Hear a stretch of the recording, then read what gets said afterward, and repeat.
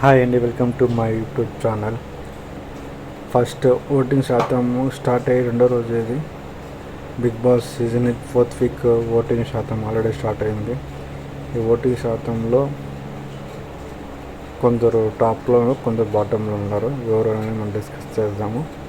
So నేను జరిగిన elimination process ఎలా ఉంది, మీకు ఎవరు ఈ వీక్ బిగ్ బాస్ హౌస్ నుంచి వెళ్ళిపోవాలనుకుంటున్నారు తెలియజేయండి కామెంట్ సెక్షన్లో.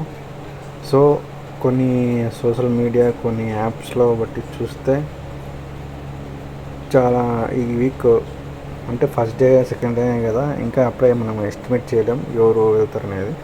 తక్కువ ఓటింగ్ ఎలా ఎవరు వచ్చారంటే పృథ్వీరాజ్, సోనియా, మణికంఠ వీళ్ళ ముగ్గురికి తక్కువ ఓటింగ్ శాతం వచ్చింది. వీళ్ళ ముగ్గురు ఫస్ట్ 2 డేస్లో అంటే గేమ్ స్టార్ట్ ఇంకా అవ్వలేగా, గేమ్ స్టార్ట్ బట్టి మార్పు ఉండే అవకాశాలు ఉన్నాయి ఓటింగ్ శాతంలో.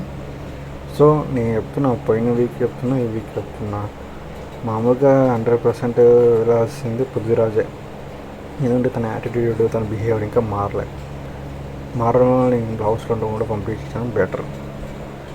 సో నాకైతే ఈ వీక్ కంపల్సరీగా పృథ్వీరాజ్ వెళ్ళిపోతారా అనుకుంటున్నా. కొందరు పర్ఫార్మెన్స్ బాగాలేకుంటే మిగతా వెళ్ళిపోవచ్చు, చెప్పలేము. బట్ ప్రస్తుతానికి అయితే చాలా లీస్ట్ ఓటింగ్లో పృథ్వీరాజు, సోనియా, మణికంఠ ముగ్గురు ఉన్నారు. టాప్లో వచ్చి నబిల్ హైలైట్ పాయింట్స్ అంటే తను చెప్పిన ప్రతి ఒక్క పాయింట్ హైలైట్గా మాట్లాడాడు.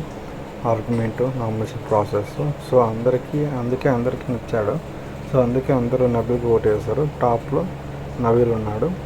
టాప్లో అయితే నబిల్, తక్కువలో వచ్చి మణికంఠ, పృథ్వీరాజు, సోనియా వీళ్ళు ముగ్గురు ఉన్నారు. సో ఇది మొత్తానికి కూడా. నా వీడియోస్ నచ్చితే లైక్ చేయండి. Thank you very much.